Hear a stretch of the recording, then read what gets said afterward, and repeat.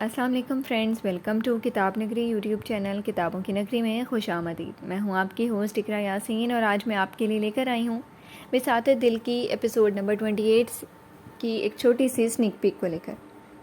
تو جلدی سے آتے ہیں سنیک پیک کی جانب۔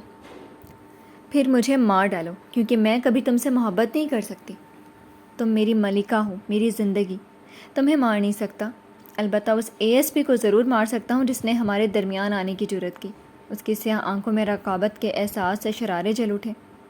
اسے ہاتھ بھی لگایا تو میں تمہاری جان لے لوں گی رومانچا۔ وہ درمیان میں نہیں، تم آئے ہو۔